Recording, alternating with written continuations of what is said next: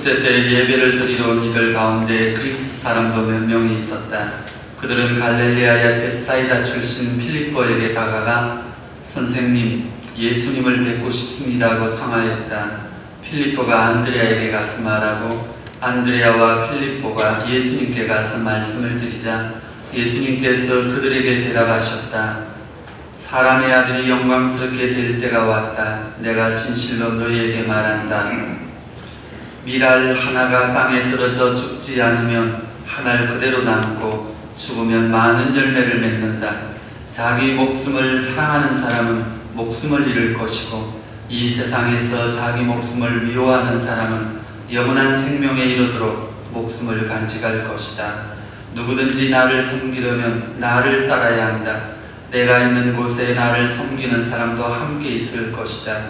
누구든지 나를 섬기면 하느님께서 그를 존중해 주실 것이다. 이제 내 마음이 산란합니다. 무슨 말씀을 들어야 합니까? 아버지, 이때를 벗어나게 해주십시오 하고 말할까요? 그러나 저는 바로 이때를 위해서 온 것입니다. 아버지, 아버지의 이름을 영광스럽게 하십시오. 그러자 하늘에서 나는 이미 그것을 영광스럽게 하였고 또다시 영광스럽게 하겠다는 소리가 들려왔다. 그곳에 서 있다가 이 소리를 들은 군중은 천둥이 울렸다고 하였다. 그러나 천사가 저분에게 말했다 하는 이들도 있었다. 예수님께서 이르셨다. 그 소리는 내가 아니라 너희를 위해서 내린 것이다. 이제 이 세상은 심판을 받는다. 이제 이 세상의 우두머리가 밖으로 쫓겨날 것이다. 나는 땅에서 들어 올려지면 모든 사람을 나에게 이끌어 드릴 것이다. 예수님께서는 이 말씀으로 당신께서 어떻게 죽음을 당하실 것인지 가리키신 것이다. 주님의 말씀입니다. 교회 여러분 잘 지내셨어요? 미사 전에 말씀드린 대로 본당 신부님은 제가 있는 덴버로 가시고 저는 이제 이곳에 여러분들 뵙고 오늘 강론을 하라고 했습니다. 본당 신부님 아주 강론을 길게 하라고 했는데 11시 반에 또 미사가 있다고 그러네요. 그래서 거기에 맞추겠습니다. 잘 들리세요? 네. 잘 안 들리면은 제가 귀에 꽂겠습니다. 잘 들리세요? 네. 어떤 나무꾼이 산에 나무를 하러 갔습니다. 열심히 나무를 하고 있는데 갑자기 호랑이가 나타났습니다. 그래서 나무꾼이 도망을 쳤죠. 호랑이가 따라왔습니다. 나무꾼이 또 빨리 도망을 치니까 호랑이도 빨리 따라와서 어쩔 수 없이 나무 위로 올라갔습니다. 그러면 호랑이가 가야 될 건데 이 호랑이가 나무를 자꾸 흔드는 겁니다. 세게 흔드니까 나무꾼이 떨어질 것 같았어요. 그래서 나무를 확 부어져 잡았는데 호랑이가 더 세게 흔들었습니다. 떨어지면 호랑이한테 당할 것 같았습니다. 나무꾼이 생각했죠. 에이, 이왕 이렇게 된 거 죽지 않으면 살기다. 호랑이한테 뛰어내려가지고 목을 꽉 끌어안았습니다. 호랑이가 깜짝 놀랐죠. 그래서 호랑이가 나무꾼을 떨어뜨리려고 막 뛰었습니다. 그럴수록 나무꾼은 목을 꽉 끌어안았습니다. 호랑이가 냅다 달리기 시작했어요. 떨어뜨리려고. 그러자 이 사람은 더 세게 끌어안았습니다. 죽기 아니면 살기죠. 호랑이가 이제 나무꾼을 떨어뜨리려고 전속력으로 달렸죠. 이 장면을 밭에서 일하는 농부가 봤습니다. 그러자 농부가 반이라든 뼈기를 탁 집어 던지면서 이렇게 외친 거예요. 어느 놈은 팔자가 좋아서 호랑이 등을 타고 산천을 누비고 있는데 나는 이게 뭐야 이거. 나무꾼은 죽기 아니면 살기로 호랑이를 끌어안고 있는데 농부는 호랑이 등을 타고 유유적적하면서 산천을 누비는 걸 알아요. 나는 정말 혀가 빠질도록, 경상도 말로 쇠가 빠지도록 일을 하고 있는데 저놈은 벤츠를 타고 산천을 골프를 치면서 다니는 것처럼 보인 겁니다. 눈에 보이는 것만이 전부가 아닙니다. 그 사람이 그 안으로는 얼마나 어려운 일을 안고 살아가는지 우리는 모릅니다. 나이가 들어간다는 것은 내면 세계를 뚫어볼 수 있는 그런 눈을 가지는 거거든요. 또 우리가 이렇게 신앙생활을 한다는 것은 결국은 뭐냐면 내 시각이 아니라 정말 하느님의 어떤 눈길로서 만물을 보겠다는 것이죠. 사람을 보고 이웃을 보고 그리고 우리가 하는 일을 보겠다는 것이죠. 교우 여러분, 이 세상에는 성공만 있지 않습니다. 만약에 성공하는 사람들만 꽉 차 있다면 이 세상은 기고만장할 겁니다. 그리고 신의 존재, 고통이라는 문제, 나와는 무관하다고 생각할 겁니다. 하지만 이 세상은 실패와 성공이 공존하는 거예요. 성공하고 물질이 많아지고 하는 일마다 잘 된다면 누가 신앙생활을 기억이나 하겠어요, 여러분? 그리고 꼭 물질이 많고 자리가 높아지고 위대한 업적을 이루는 것만이 결코 성공은 아닙니다. 그런 사람의 말로가 정말로 그렇게 평탄해지는가? 그건 아니에요. 인생이라는 것은 성공과 실패, 고통과 기쁨, 환희와 안타까움이 그냥 그대로 섞여 있는 거예요. 부부생활, 평생을 정말 인고부부처럼 사는 부부는 없습니다. 그거는 소설에 나오는 거예요. 사제생활, 평생을 하느님에게 충성하면서 이를 충실히 걸어가는 신부님 없습니다. 끊임없이 고뇌하고 끊임없이 유혹받고 끊임없이 흔들리고 그러면서 하느님께 그냥 붙들고 사는 거예요. 죽기 아니면 살기도 호랑이목을 끌어안고 있는 건데, 야, 그런데 저 신부는 뭐 괴롭히는 마누라가 있나, 뭐 아새끼가 있나, 진짜 시원하다. 맨날 비행기 타고 다니면서. 그렇지 않습니다. 죽기 아니면 살기로 사는 겁니다.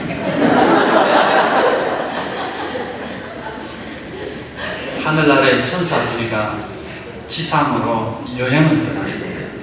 그래서 나이 많은 천사와 젊은 천사가 짝을 이루면서 길을 가다가 날이 저물었어요. 어떤 부잣집을 들어갔습니다. 그랬더니 부자가 저 지하에 방이 있는데 지하실에 가서 자시오. 두 천사가 어쩔 수 없이 지하실에 내려가서 차가운 방에서 잠을 잤습니다.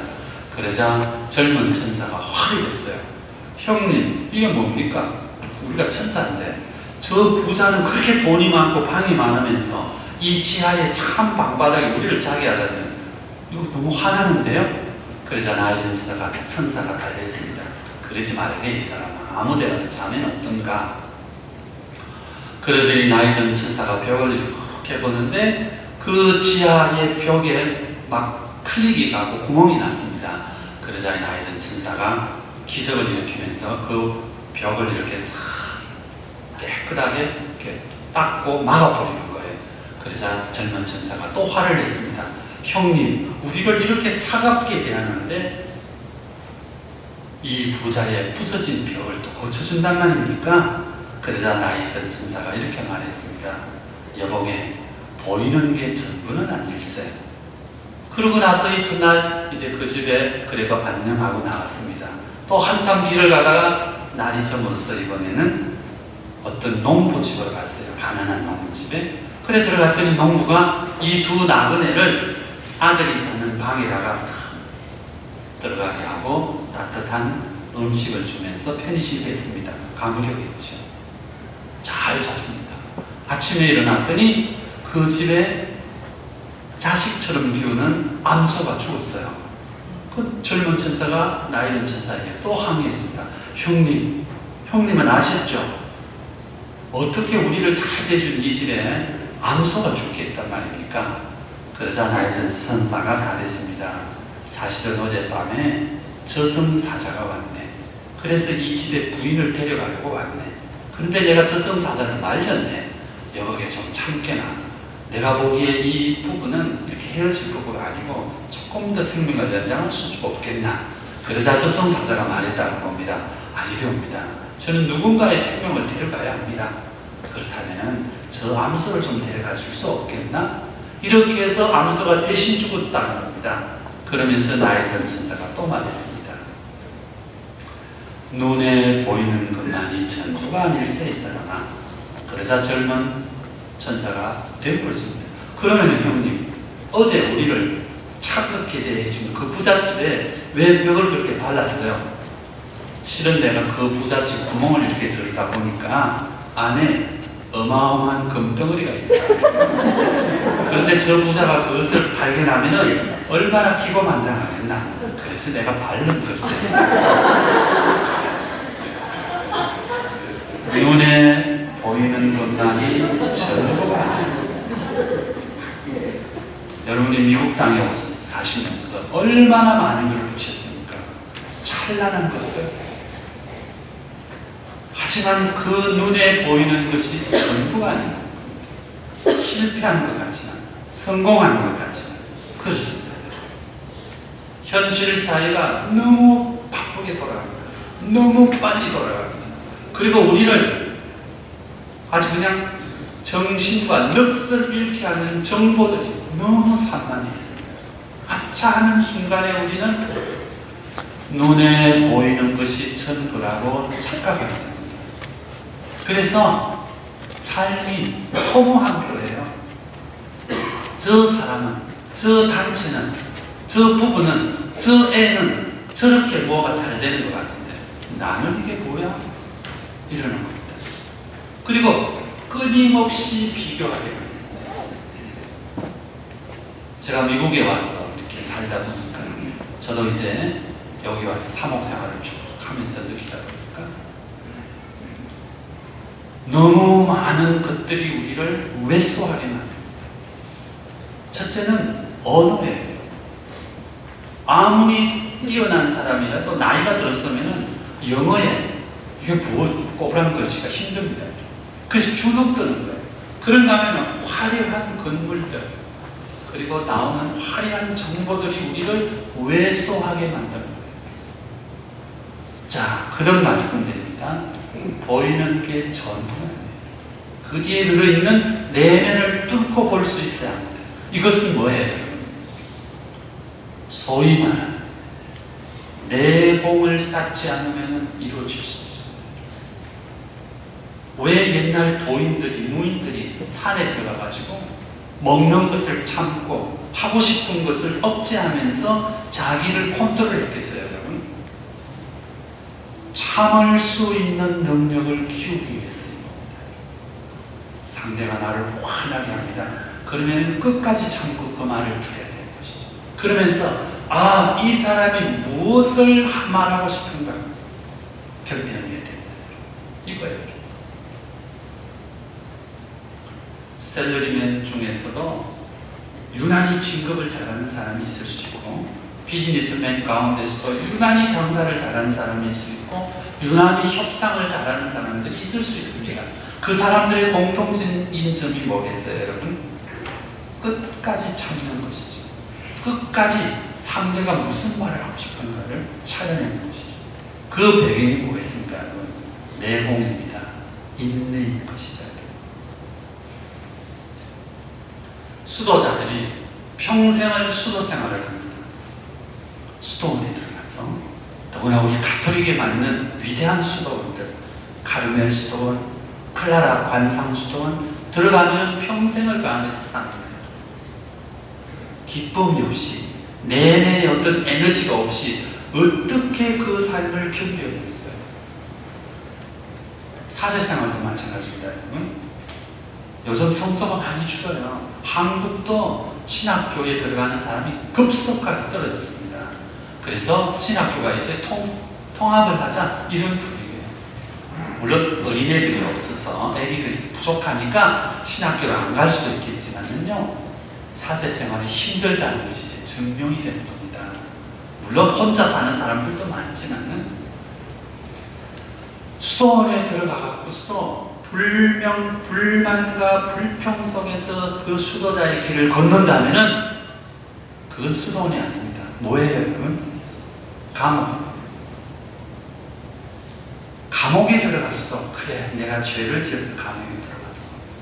그러면서 그 감옥 안에서 깨달음을 얻고 보석하는 마음으로 그 감옥 안에서 산다면은 그 죄수에게 감옥은 뭐예요, 여러분? 수도원이에요. 저는 그렇게 생각합니다. 이게 뭡니까? 내공을 쌓으라는 것이죠. 어떤 부자가 곡식을 쌓는 창고를 크게 지었습니다. 그리고 수많은 곡식을 쌓아놓고 일을 했어요. 즐거웠습니다.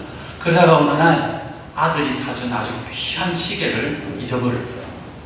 시계를 찾으려고 양복 더미, 곡식 더미를 뛰어다니는데 도저히 시계를 찾을 수가 없었습니다. 그래서 아이디어를 냈어요.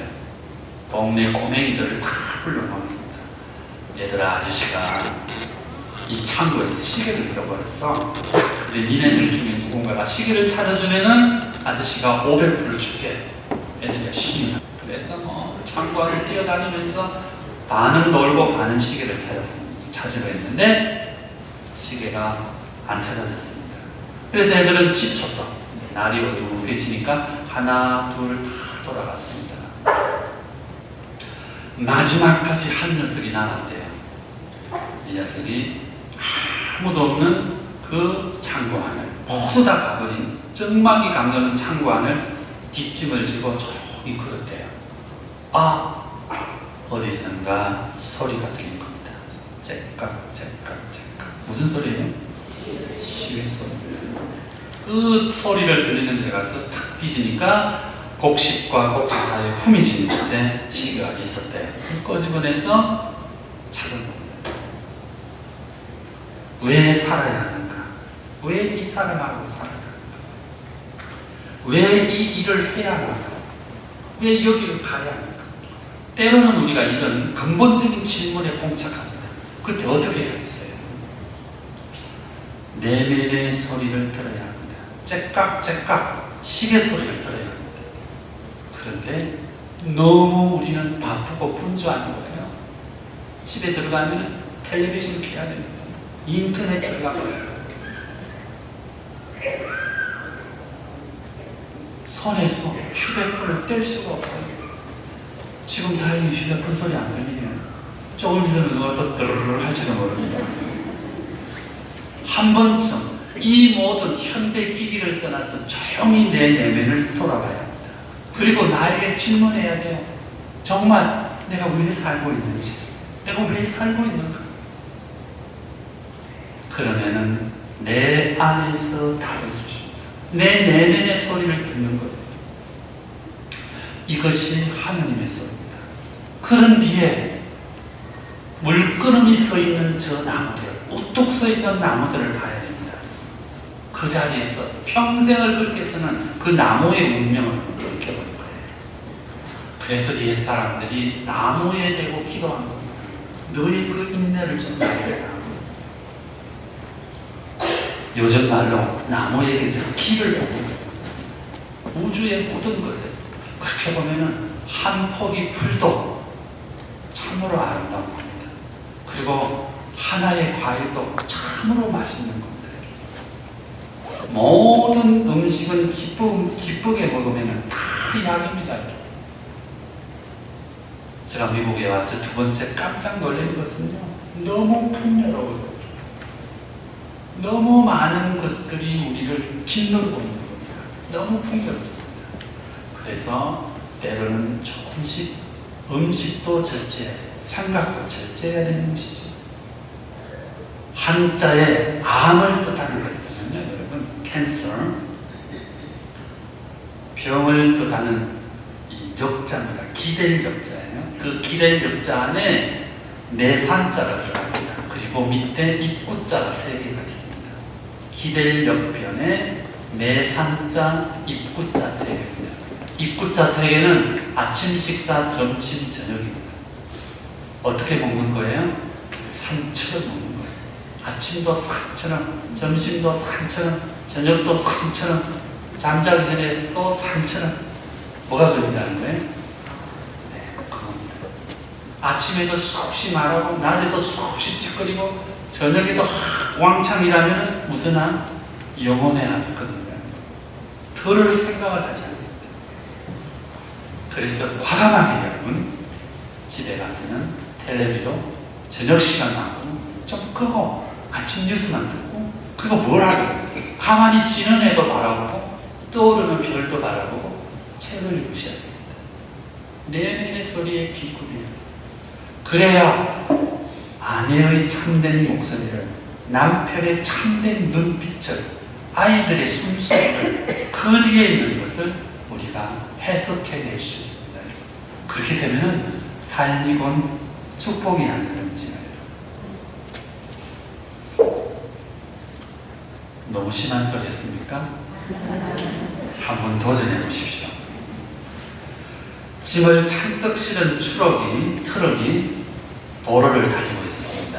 그러다가 도심 한가운데 있는 터널을 들어가다가 짐을 너무 많이 실었기 때문에 꽉 낑겨버렸어요. 앞으로 갈 수도 없고 뒤로 뺄 수도 없게끔 그냥 그 터널 속에 짐을 잔뜩 실은 트럭이 꽉 끼인 겁니다. 꼼짝은 못했죠. 차들은 여러 와서 쭉쭉쭉쭉쭉 섰습니다. 경찰차도. 그러자 뒷차에 있던 조그마한 어린애가 구경하러 왔어요. 이렇게. 그러자 트럭 운전수하고 경찰들을 그랬습니다. 아가야, 위험하니까 빠져. 애가 이렇게 보더니 무심코 한마디 했습니다. 이거 타이어 바람을 조금만 빼면 되는데. 운전수가 그 말을 들은 거예요. 순간 뇌를 때리는 뭐가 있었습니다. 그렇다. 타이어 바람을 조금 빼보자. 그래서 모두 타이어 바람을 조금 뺐습니다. 짐이 어떻게 됐습니까? 내려졌습니다. 불을 통과할 수 있었습니다. 천사가 자기에게 나타난 거라고 운전수는 생각한 것이죠. 교회 여러분, 한번 왜 내가 이렇게 아내와의 관계가, 남편과의 사이가 이럴까? 왜 내 비즈니스가 안 될까? 왜 내가 아이들만 보면 짜증이 날까? 왜 이렇게 성당에 오면은 비난하고 싶은 사람이 나니까? 타이어 바람을 조금 빼보십시오. 그게 뭔지는 모르지만 본인은 아실 거예요. 그러면은 삶이 달라집니다. 우리는 천국에서 살고 있는 게 아닙니다. 이 지상에서 살고 있기 때문에 끊임없는 충동과 끊임없는 유혹과 끊임없는 욕심 앞에 거의 무방비 상대로 노출이 되어 있어요. 그래서 때로는 내가 내 욕망을, 내 바람을 조금 빼야 합니다. 그러면 속도를 내서 달리는 거예요. 그러면 보이는 경치들이 참으로 아름다울 수 있습니다. 제가 잘 아는 사모교원이 저희 본당 사모교원이 있습니다. 제법 중견 기업의 중간 간부였어요. 어느 날 이제 회식을 하러 갔는데 이 사모교원은 술을 전혀 못합니다. 그래서 이제 늘 분위기는 갖춰주죠. 그래서 이제 그 회사에 회식 시간이 있어요. 그래서 그냥 가가지고 다들 한잔하고 이러는데 자기 위에 있는 전무가 김상무 술 한잔 하시길. 저는 이제 술을 못합니다. 잘 알면서. 근데 전무도 술이 한 잔 되니까 한 잔에 저는 못합니다. 근데 그냥 그 자리에서 뺨을 한 대 가르는 겁니다. 상무가 뺨을 맞았습니다. 자기 밑에 부하들도 청청이 있는 데서. 그날 이 사람은 그래도 회사 생활을 오래 했기 때문에 그 자리를 잘 무마하고 나왔습니다. 화가 났죠. 집으로 돌아왔습니다. 그리고 이참에 그래 나도 이제 떠날 때가 됐지 뭐 이놈을 해서 평생은 내가 키워줬는데 떠나야지. 그리고 이제 그 다음날 사표 내기로 마음을 먹었습니다. 사표를 낸다고 마음을 먹고 떠난다고 생각하니까 허전했대요.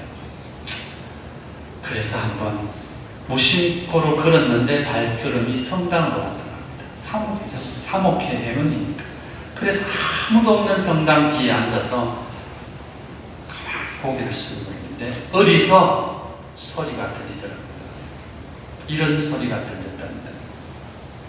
야, 뺨 한 대 맞은 것 같고 뭘 그리 애통해하느냐? 나는 멸시와 천대 속에서 십자가를 지고 갔다. 갑자기 눈물이 핑 떴대요. 그래서 딱 들어보니까 십자가에 있는 예수님이 계시더라고요. 헛소리를 들은 건지 뭔지는 모르지만 그 말이 저한테 딱 들리더라고요. 뺨 한 대 맞은 것 가지고 뭘 그리 애통해하느냐? 나는 멸시와 천대 속에서 십자가를 지고 갔다. 이 사람이 무릎을 꿇은 겁니다. 예수님이 자기에게 말씀을 해주신 거라고 생각해 줘요. 여러분, 이게 기적입니다. 다른 게 기적입니다. 그래서 이 사람 그 다음날 다시 회사에 갔어요. 배신이 됐습니다. 모든 관계가 회복됐죠.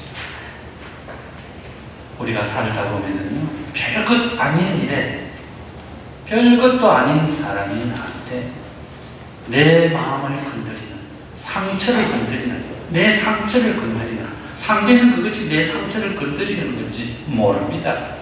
함부로 말을 하고 함부로 행동을 하고, 그때 나는 발끈하지. 그래서 내 삶을 내가 괴롭히고 내가 어떻게 뺨 한 대 맞은 것 같고 뭘 그래 애통하느냐? 나는 멸시와 천대 속에서 십자가를 걸었다. 한번 돌이켜봐야 되는 것이죠. 그러는 기간이 이 사순절입니다. 삶의 십자가는 생활 속의 고통은 무배나 있습니다.